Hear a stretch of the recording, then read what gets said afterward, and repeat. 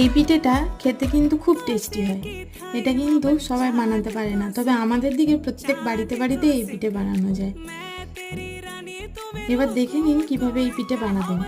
যে পাত্রে জল দেবেন সেই পাত্রের পুরো 1 বাটি দেবেন রাইস ফ্লোর বা চালের গুঁড়ো, আর সেই বাটিরই অর্ধেকটা দেবেন চিনি। তারপর একটা বেলনার সাহায্যে সমানে নাড়িয়ে নাড়িয়ে যাবেন, তারপর সেটা লুচির মতো লেচি নিয়ে লুচির মতো বেলে নেবেন, তার মধ্যেই পুর ভরে দেবেন।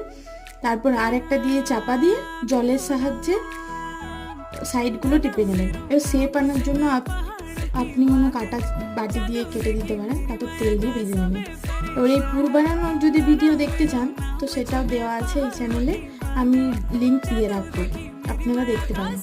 আর দেখুন ঠিক কতটা সুন্দর হয়েছে। এই পিঠেটা খেতেও কিন্তু অসাধারণ হয়। এটা বানালে কমেন্ট করবেন।